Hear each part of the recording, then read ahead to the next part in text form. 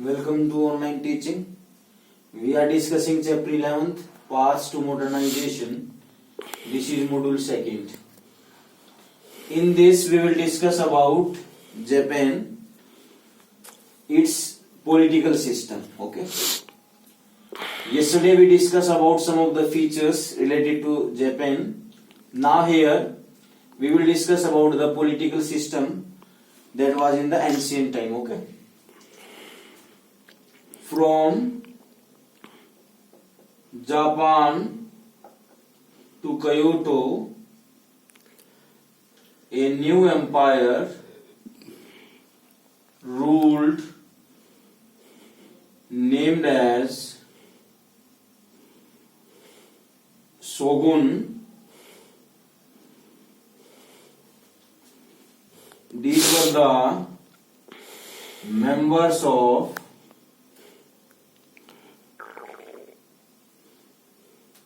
Tokugawa family. Okay. What was that? As you know that from the beginning, Japan had a monarchy system, one of the ancient civilization also. Time by time, different rulers came, and in that was from 13th century onwards up to 18th century. That Shogun, the Tokugawa family, that ruled, that controlled the Japan. Okay. Now another thing was that it was divided in 250 domains. It means that were the parts, that were the provinces, that were the areas. You know, maximum was the island area, surrounded by the water bodies. Even then, somewhere the population was living, some of the islands were there, that were divided into 250 domains, and each was ruled by a daimyo that was under the ruler.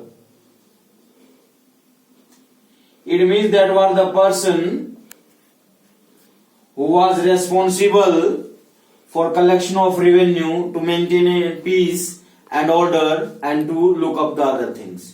These daimyo, that were the, you may say, caretaker or the supreme commander of these domains. Okay.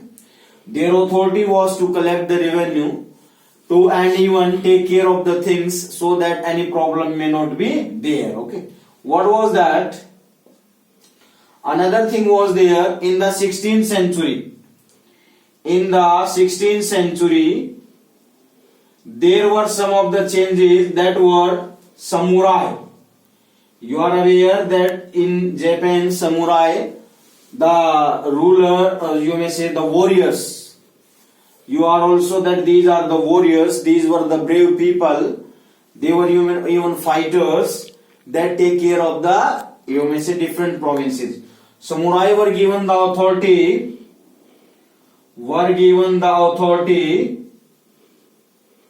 to have the arms. It means these arms that were only controlled by these, the farmers were not. They were not permitted. The farmers, due to this, there were less chances of war. These common fights that stopped. Okay. Another thing was there, B part second, daimyo were, you may say, were living in cities, and controlling a vast area, and their duty was to maintain peace and collect revenue. It was an important one for this, to collect the revenue. It means the tax that is to be collected by these daimyo, it was their responsibility. And another thing was that Edo. You have heard about the Edo. That was the ancient name Edo. the ancient name of Tokyo. That was the capital city at that time. Now Tokyo is the capital of Japan, and earlier its name was Edo, and the Japanese people were very rich. Their economic they were having not resources. Even then their economic condition was good. What was that? Edo, the ancient name of Tokyo, Osaka and Kyoto. These were densely populated. These were densely populated cities at that time. In European, one or even no cities were there that were having population more than 50,000. These three cities, Edo, Osaka and Kyoto, they were having more than 50,000 population. So we can say the economic condition was good.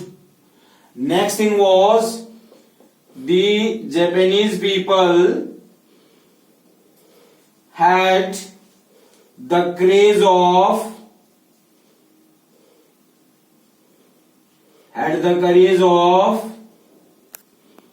writing or the books. You have read in your 10th class that China and Japan were the countries where first the printing came, or you may say the writing system started. So they were having a lot of courage regarding this. They wanted to have maximum knowledge. And what was that? For the book, because at that time wood block printing was there, the alphabets, or you may say things, were written like on the board like this, and these things were used. This was about the wood block printing, the die system, and this was formation of the books.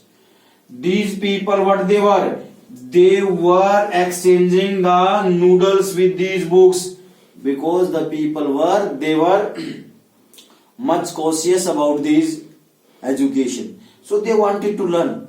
This is the reason that Japan, one of the important country, one of the well developed and well educated city, you may say. Okay. Now, next thing was that these Japanese people, they have the trading system. They exchange the goods with gold and silver. It means, what was that? Gold and silver was used by these people for you may say business purposes. What was that? From China, silk, and from India, cotton textile. Cotton textile were imported. It means they were dealing in gold and silver. Now it means we can say that Japan is one of the rich country during that time period also, and now the Japanese people started to have the silk in their country. They started, and due to this they started silk in their country